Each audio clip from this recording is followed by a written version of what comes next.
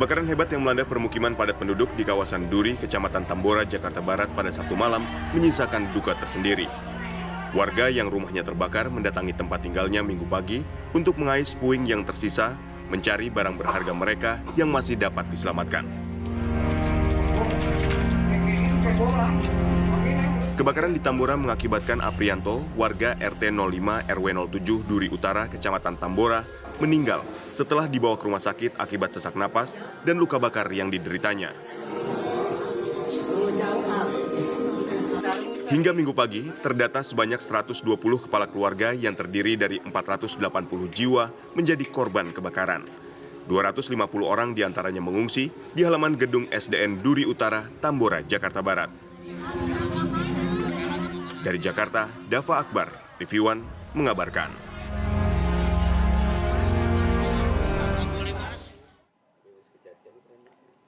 Anda kembali menyaksikan Apa Kabar Indonesia Pagi, pemirsa, dengan tema pada kali ini yaitu nestapa korban kebakaran di Tambora, Jakarta Barat.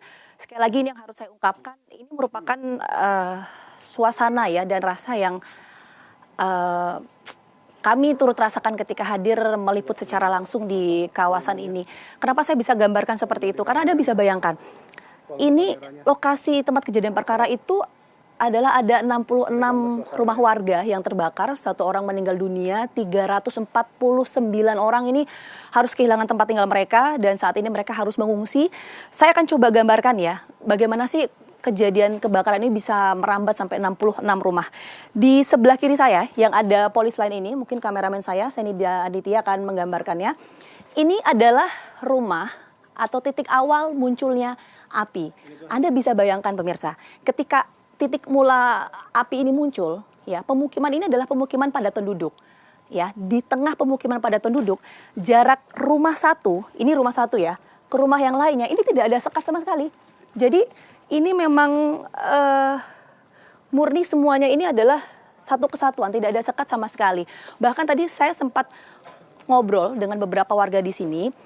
Rumah di samping kiri, bahkan kanan saya, ini rata-rata dengan ukuran rumahnya ini 3 kali 4 meter seperti Anda lihat itu diisi kurang lebih 10 sampai 15 orang. Saya ulangi, 10 sampai 15 orang. Anda bisa bayangkan seberapa padatnya kawasan ini. Bahkan saya akan tunjukkan ke Anda, mungkin kameramen saya bisa menunjukkan yang saya injak ini pemirsa. Nah yang ini, yang hitam ini adalah jalan. Jalan bagi warga untuk keluar dari rumah mereka. Anda bisa bayangkan lebar jalan ini hanya 1 meter. Sementara rumah ini diisi oleh 10 sampai 15 orang. Jadi ketika kebakaran ini terjadi, Anda bisa bayangkan bagaimana kemudian warga ini bisa mengevakuasi diri, pasti situasinya sangat padat sekali, ditambah juga banyak sekali jumlah orang di sini. Ini kemudian yang harus jadi perhatian kita bersama di kawasan padat penduduk yang memang ini rawan sekali terjadinya kebakaran. Nah, saya tadi sudah sempat ngobrol, saya mau mengajak Anda untuk melihat lebih dekat, mendengarkan secara langsung lah ya suasana kebatinan dari warga yang terdampak. Ini sudah ada bersama saya di sini, Ibu. Selamat pagi, Assalamualaikum. Selamat pagi, Waalaikumsalam warahmatullahi wabarakatuh. Dan Ibu siapa Ibu? Ibu Mul. Ibu Mul, oke. Ibu Mul, sebelumnya saya turut prihatin Ya, terima ya kasih. atas peristiwa yang menimpa Bu Mul sama Ya, keluarga ya. kasih. Ibu sehat ya kondisinya ya? Alhamdulillahirrahmanirrahim. Alhamdulillah. Ibu, maaf kalau saya harus bertanya sebelumnya Ibu ya. Ya. Ibu waktu kejadian itu ada di rumah Bu? Waktu sebelum tahu saya kejadian, saya ada di luar. Terus saya habis ngobrol-ngobrol itu mau maghrib, saya masuk. Pas ngelihat mau maghrib, saya masuk, anak saya datang, Ma, api, di mana? Tuh di belakang. Nah saya lihat dari pintu, oh iya api gede, dia dari atas, dari rumah si dia. Saya bilang gitu. Nah Ibu mungkin bisa ini Bu, ceritain ke Vita gitu ya Bu. Iya. Itu awalnya dari mana coba Bu? Dari Yang Ibu lihat? atas. Dari atas Ya. mana, Bu? Atas ini nih, Yang mana? lantai. Pokoknya Boleh atas kita ini, sambil ya, jalan atas ke ini. sana Bu? Ya. Ibu bisa jalan? Bisa. Oke, Insya Allah. saya bantu. Ya. Dari mana Bu? Nih, atas ini nih. Awas Tuh, hati-hati. ya atas itu tuh. Oh dari atas itu, Ya, api Ibu lihat. api lihat saya. Dan Ibu posisi waktu itu di mana? Di dalam, di rumah. Tapi saya ngelihat ini kan pintu saya nih. Iya. Jadi saya ngelihat ke atas. Oh Ibu posisi di sini? waktu itu? Enggak, di dalam. Oh, di dalam. Iya. Oke, Ibu ngelihat di sini. Terus api awalnya dari sini memang, betul? Awalnya dari sini, cuman dari atas adanya. Jadi saya ngeliat tuh, kok bau kabel, iya, peletok, peletok, peletok, peletok. Gitu, langsung gede. Itu gede itu cepat, Bu? Cepet gedenya. Berapa menit itu, Bu? Ya nggak tahu dah berapa menit, pokoknya cepet aja. Pokoknya cepat aja, Bu. Ya? Nah, terus waktu itu yang Ibu lakukan apa, Bu? Saya bingung lah, mau ngambil apa. Saya keluar lagi. Cucu saya ada 4 di depan lagi pada berdiri. Wah, mendingan saya nganter cucu saya lah. Biar selamat gitu. Cucu Ibu umur berapa? Saya umur itu 11 bulan, yang kecil, yang gede 6 tahun, yang ini. Terus ada lagi yang gede kelas 6. Yang gede lagi udah SMA kelas 1. Untung ada dia. Untung ada yang gede gitu. Oke, terus itu susah nggak sih, Bu, waktu pas? Susah lah, orang dari sono ke sini, saya mau ke sono, jadi pesamprok-samprok gitu namanya, jalanan kecil kan. Jadi sesusah itu ya buat keluar itu ya? Iya, ada yang ngambilin air, apa kan, jadi ada yang pating seliwer lah gitu. Ya, ada yang ke sono, ada yang ke sono, ada yang ke sini gitu. Terus Ibu waktu pas nyelamatin cucu tuh? Nyelamatin cucu saya langsung, emang udah orang-orang tuh udah banyak pada bawain ember, bawa air. Tapi ya namanya di atas ya nggak ketolong juga. Terus Ibu ngelihat yang waktu pas dari awal kan di sini ya, Bu, ya? Terus itu merambatnya ke rumah Merambatnya, saya lagi merambatnya saya nggak tahu. Oke. Ya, soalnya saya udah keburu nyelamatin cucu saya dulu. Nah, saya udah nyelamatin cucu saya balik lagi. Saya mau ngambil apa ya? Api udah tambah gede gitu. Oke. Ya. Api udah semakin gede. Iya. Jadi Ibu waktu pas keluar itu udah nggak sempet? Udah lah, nggak bawa apa-apa sempet. sama sekali ya, Bu, ya? Pakaian yang dipakai aja ini satu. Oke. Saya pengen ganti aja, minta dulu sama orang. Tapi alhamdulillah sehat semuanya ya, Bu, ya? Amin, ya Allah, terima kasih. Ibu tuh sudah lama, Bu, tinggal di sini? Saya tinggal di sini dari masih bayi lah. Wah, lama Dari banget mas itu, Bu, ya? ayah, iya. Ibu usia Saya di berapa, sini Bu, ya? aja udah 68. Jadi udah 68 tahun Bu, tinggal di sini ya, Bu? Iya. Ini kebakaran sadar Kebakaran atau gimana, Bu? ya lagi itu mah kecil-kecil aja. Nggak sampai gede gini, laginya di bawah. Jadi cepet ketolong kan. Anak ABG tuh di sini mah ini apa namanya bersatu gitu. Kalau ada api langsung anak-anak ABG pada bawa air, bawa ember masing-masing. Jadi ini tuh kebakaran yang paling gede ya, Bu? Ini paling gede, paling susah di atas. Kalau di bawah pasti ketolong. Nggak pernah, belum pernah. Bu, udah 68 tahun ya. Saya nggak bayangin ya, udah lama banget Makanya gitu. saya kok udah tua kok rumah saya jadi begini. Mau gimana ngebetulinnya, mau betulin yang pada bocor aja nyarinya susah. Nah, sekarang kebakar begini habis. Udah 68 tahun tinggal di sini. Sempet kayak khawatir gitu nggak sih? Itu jelas lah, khawatir lah. Kalau udah kejadian begini mah tetap jadinya hatinya khawatir terus jadinya. Soalnya yang sering kejadian tuh di sini terus. Oh, ini lokasi ini. Di daerah sini. Udah deket sama rumah Ibu juga ya waktu itu ya. Terus ada nggak Bu, kepikiran kayak misalnya, duh mau pindah nih gitu? Ya, mau pindah kemana ya? Saya pengen pindah ke kampung. Anak saya jangan kejauhan, ntar kalau sakit apa gitu. Di kampung gue saya nggak punya, maksudnya mau dijual, ntar mau beli gitu di kampung. Anak saya nggak pada kasih. Bingung gitu ya, Bu ya? Bingung, Pindah mau kemana? Ya namanya dari orok di sini ya udah enak di sini jadinya, udah betah lah gitu. Ya tetangganya juga baik-baik, akur gitu. Bu, apa ya, saya sampai bingung ini mau ngomong apa, karena saya juga ngerasain gitu. Tadi kita juga sempat ngobrol ya, Bu ya, sebelum kita wawancara sekarang gitu. Kita juga turut ngerasain lah yang Ibu rasain gitu ya. Ya pasti. 68 tahun tinggal di sini gitu. Ya. Terus pas tadi kita sempat keliling Ibu ngelihat rumah. Sedih lah. Sampai sekarang gue masih sedih saya. Betulin pakai apa? Keluarga gimana, Bu? Keluarga sih ya namanya anak-anak ya pada bahin saya lah biar saya jangan sedih terus, nggak boleh. Apa yang kuat ya, Bu ya? Bismillah bisa. Iya, bapak kan belum lama juga meninggal umur 74. ntar Agustus mendak tahun. Baru mau mendak tahun ini saya ntar Agustus. Tanggal 22 nggak taunya kejadiannya begini. Ya, Iya. Iya. Bismillah ya. Iya, amin. Bismillahirrahmanirrahim. Mudahkan dia saya dikasih kuat, sehat. Jangan nyusahin anak-anak saya. Kalau mau diambil, ya ambil. Kalau Tuhan udah menentukan. Tapi jangan bikin susah. Kasihan anak-anak saya. Anak saya alhamdulillah baik-baik semua, sayang semua.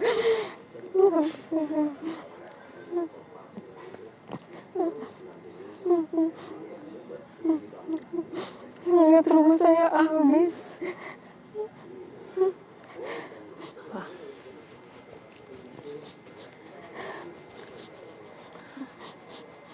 Kalau anak-anak ibu lagi nonton gitu bu, ibu pengen ngomong apa? Anak-anak mah yang jauh doain mah biar sehat. Anak-anak mah juga biar sehat semua, mantu-mantu mah biar sehat semua, cucu-cucu mah biar sehat semua, buyut-buyut mah biar sehat semua. Jangan sampai ngalamin kayak emak begini, ya Allah. Ya. Iya. Bismillah bisa dilalui ya bu ya. Iya. Amin. Tersehat.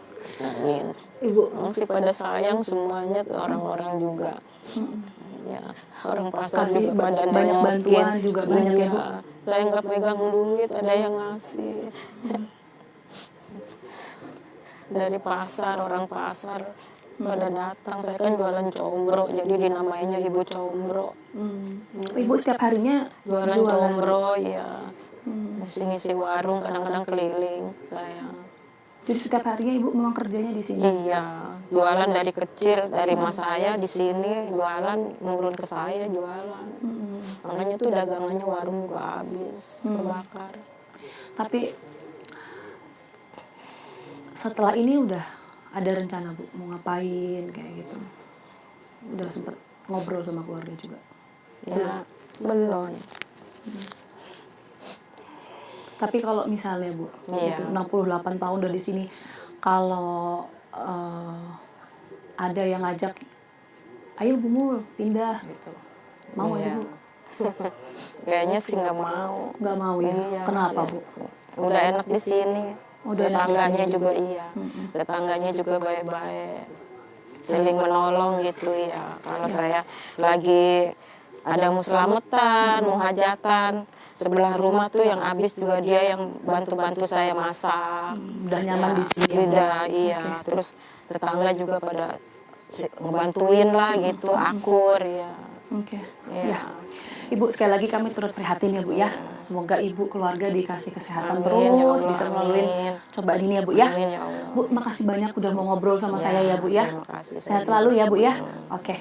Terima kasih banyak. Assalamualaikum. Waalaikumsalam. Bu mau langsung pulang ini Bu? Oke. Nanti saya ke rumah ya Bu ya. Ya, saya mau lanjut dulu. Terima kasih banyak Ibu. Ya.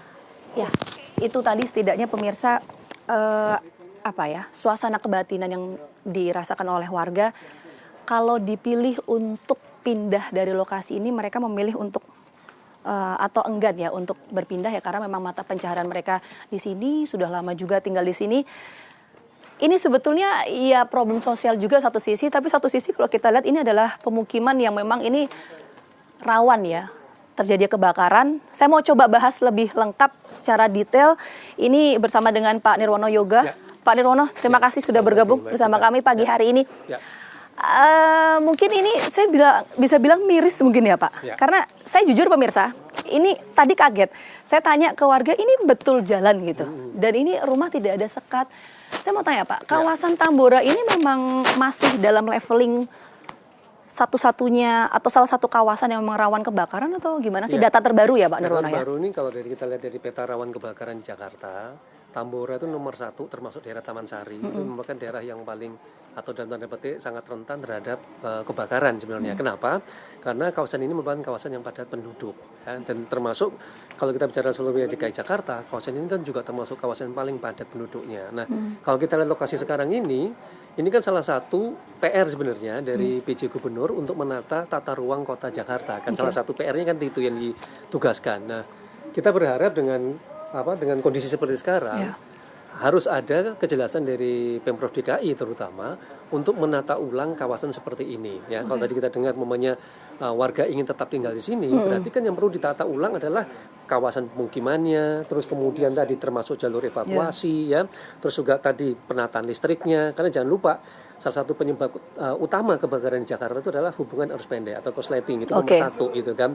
Berarti kan penataan listrik harus diutamakan. Kedua, tentu adalah ketersediaan air, ya. Jadi kalau kita mengantisipasi kebakaran, PR utamanya ada nggak air di lokasi terdekat itu. Nah, ini PR-PR yang harus dilakukan untuk menata ulang. Kenapa, Mbak? Karena biasanya kita hanya punya waktu tidak lebih dari 2 mingguan waktu Golden time itu ya. Golden time ya untuk menata ulang kawasan ini, ya. Kalau pemerintah tidak segera melakukan usulan penataan kawasan ini, bisa dipastikan nanti warga akan kembali ke sini, kemudian dengan kondisi seperti sekarang ya, akan secara mandiri juga memperbaiki rumahnya. Persoalannya kita tahu tadi bangunannya semi permanen, jaringan listriknya juga nanti. Ini jarak rumah satu ke rumah lainnya juga nggak ada sekat sama sekali nih ya. Jangan lupa kalau ini kita bayangkan sebelum kebakaran, ini kan antar rumah terus kemudian antar atapnya sendiri kan sangat rapat ya. Jadi untuk sebuah kawasan pemukiman memang bisa dikatakan tidak layak ya. Sehingga kalau ada kejadian seperti kebakaran itu tentu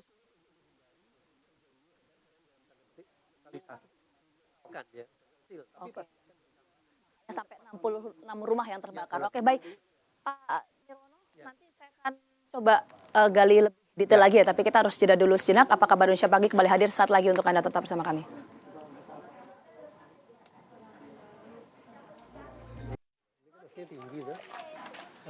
Oke, pemirsa, saya dan Pak Nirwono coba menggambarkan secara langsung Pak ya. Ini kita jalan saja di lebarnya tadi, ini lebih agak lebar nih Pak. Iya, ini 1,5-an ya paling ya. 1,5 sampai 2 meter lah ya. Iya, Tadi kan 1 meter ya. Betul. Ini aja agak kesusahan loh Pak. Iya nggak Pak? Karena ada beberapa orang di sini, jadi saya nggak ngebayangin waktu pas kejadian jalur evakuasinya. Nah, baik lagi ke topik kita tadi Pak. Kalau Pak Nirwono menyampaikan bahwa untuk tata kelola, tata bangunan di sini memang sudah tidak layak untuk ditempati.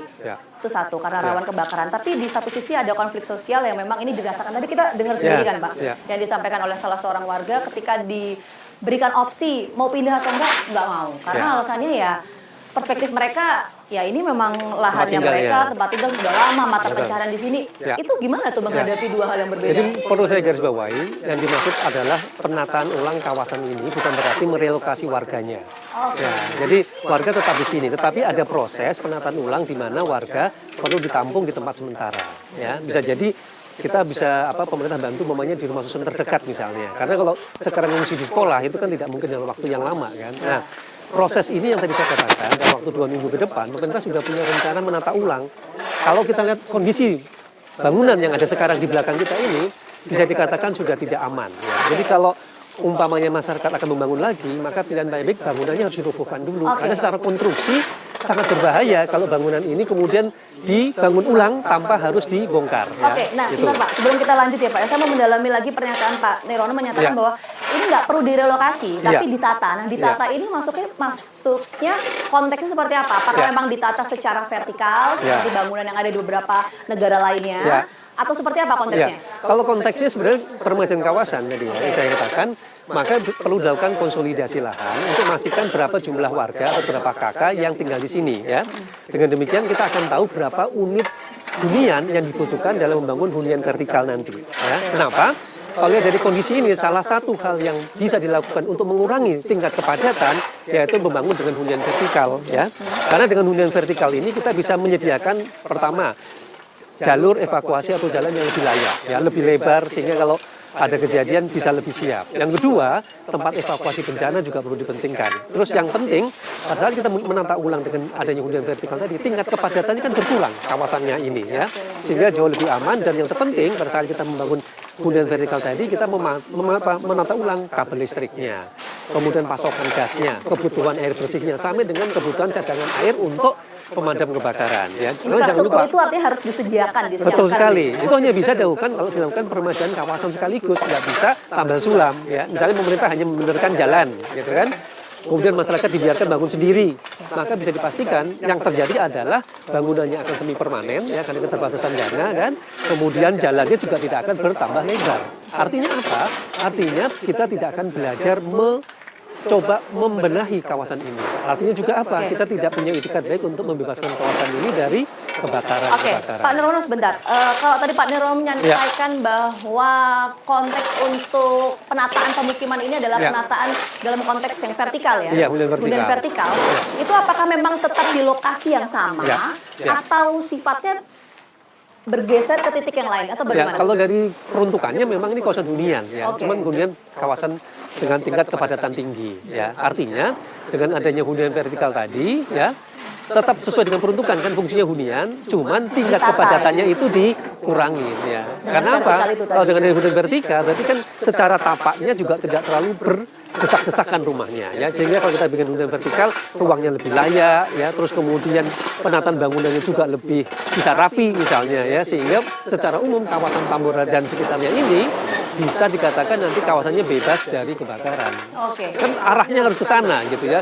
Kalau tidak bisa dipastikan kita akan mengulangi kesalahan yang sama, yaitu kawasan ini menjadi rawan kebakaran di waktu-waktu berikutnya. Ini menurut saya merupakan momentum bagi Pemprov DKI untuk membenahi kawasan Tambora. Oke, jadi saya bisa simpulkan nggak bahwa kalau kita bicara soal memutus mata rantai kebakaran ini kan sebetulnya tadi warga bilang loh Pak bahwa ini tidak kali pertama. Iya betul, ya kan? betul. Itu memutus mata rantai satu-satunya solusi adalah membenahi kawasan ini dengan bangunan vertikal itu tadi betul, ya. Karena hanya itu satu-satunya dengan hunian vertikal tadi kita melakukan tadi pengurangan tingkat kepadatan ya. Warga dapat tinggal lebih layak gitu. Jadi poin-poin yang penyebab kebakaran justru bisa kita lakukan dengan penataan ulang tadi. Nah, pertanyaan saya selanjutnya Pak. Kalau tadi kan Pak Nirwono sempat menyampaikan kalau ini dalam situasi seperti ini ada 12 hari ya golden time itu. Iya, betul 12 hari, betul. 12 hari pasca terjadi kebakaran. Betul. Nah, 12 hari itu maksudnya dalam tahapan seperti apa? Ya, jadi gini, kalau dari tipikal semua kejadian kebakaran, kenapa 12 hari? Karena warga masyarakat itu paling lama di 12 hari itu tinggal di tempat pengungsian. Kalau tidak ada keputusan dari pemerintah tentang penataan kawasan pasca kebakaran,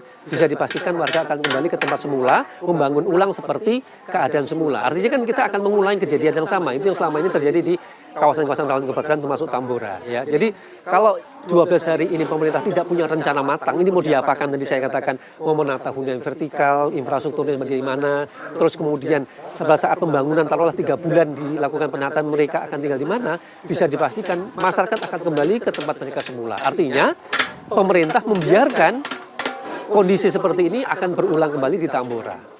Jangan lupa, dalam setahun ini Tambora termasuk kawasan yang rawan kebakaran. Apalagi di puncak-puncak bulan musim kemarau seperti sekarang ya, bulan Juli, bulan Agustus, kalau kita lihat kalendernya adalah daerah yang paling rawan kebakaran. Jadi itu menurut saya yang harusnya dipahami bahwa pertama warga tidak direlokasi ya, tetapi hanya ditampung sementara. Kawasan ini harus direvitalisasi dengan penataan ulang menjadi kawasan yang lebih layak huni. Oke, ini kan tentu jadi pertanyaan publik Pak. Kalau memang satu-satunya solusi untuk memutus mata rantai kebakaran di kawasan ini adalah dengan penataan kawasan menjadi bangunan vertikal tadi.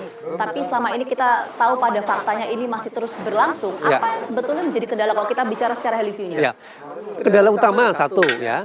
Tadi dikatakan, untuk menata ulang ini diperlukan konsolidasi lahan. Apa itu? Memastikan berapa jumlah KK yang ada di sini, sehingga kita tahu berapa hunian vertikal yang akan dibangun, berapa ketinggiannya kan tergantung jumlah warganya tadi. Satu itu yang harus ada. Artinya perlu kepastian data. Kedua, proses pembangunan. Kan perlu waktu, taruhlah 3 bulan, 4 bulan membangun rumah susunnya tadi atau hunian vertikalnya. Ini yang perlu dipikirkan, mereka akan tinggal di mana? Tentu tidak jauh dari tempat tinggal mereka sekarang. Tentu pilihan terdekatnya adalah mencari rumah susun untuk tempat tinggal sementara. Jadi ada proses penampungan sementara kawasan ini ditata ulang dari nol. Artinya kalau kita lihat kawasan seperti ini, penataan ulang kawasannya bisa dilakukan dengan cepat. Oke, jadi itu tadi ya Pak ya, kendala-kendala. Coba Saya mungkin mau ngobrol dengan salah seorang warga di sini ya, betul ya Pak ya? Apa? Ya. Oke, kita boleh sekalian ngobrol ya Pak ya? betul. Sekalian dengan Pak siapa Pak? Pak Warsito ya? Ya. Oke, ini selaku? Arema 05. Oke. Nah Pak, kalau kita lihat misalnya Pak, tadi kan Pak Nirwono sempat menyampaikan ya Pak ya, Ya. bahwa salah satu upaya untuk memutus mata rantai kebakaran ini kan adalah dengan Menata ulang bangunan kawasan, ya. vertikal gitu. Nah itu kalau tanggapan warga di sini gimana tuh Pak? Pasti banyak tanggapan yang dari warga diminta bahwasannya bantuan itu dari pemerintah biar kawasan ini semi permanen jadi permanen.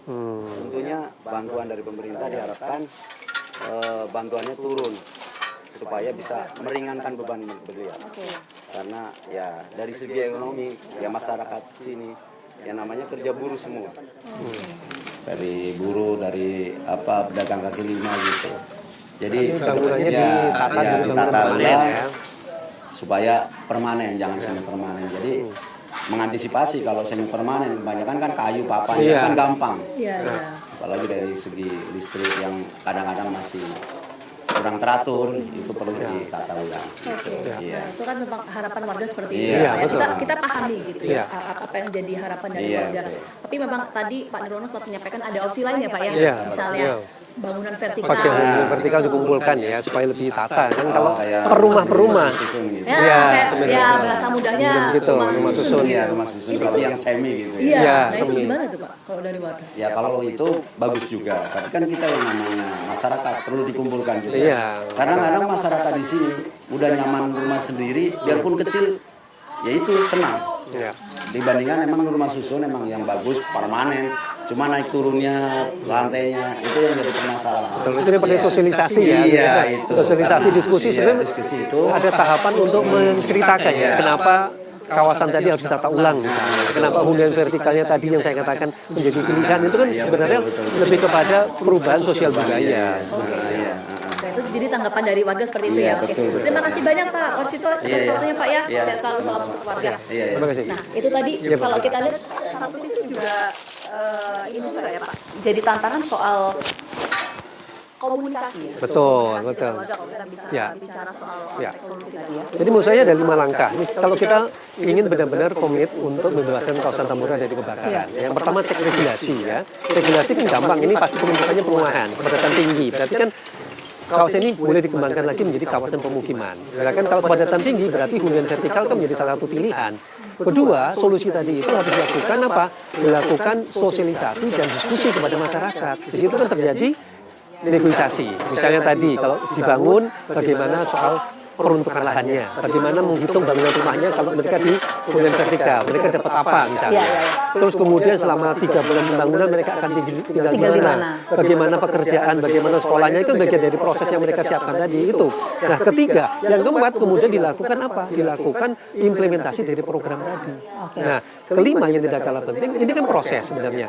12 hari atau 2 minggu itu adalah waktu emas atau golden time untuk meyakinkan warga di sini terhadap rencana pembangunan tadi itu. Kalau tidak, kalau pemerintah dan pemerintah membiarkan waktu emas tadi atau golden time, bisa dipastikan warga akan kembali seperti semula. Oke, jadi 12 hari itu masa menentukan ya, Iya. apakah memang akan bisa dilakukan proses penataan ulang kawasan ini Iya. menjadi bangunan vertikal atau tidak. Sekali lagi terima kasih banyak Sama-sama, Pak sama-sama, Nirwono Pak. Yoga Iya. atas waktu yang sudah bergabung bersama kami di Apa Kabar Indonesia Pagi. Saya kembalikan ke Kamarati dan Tiara di studio.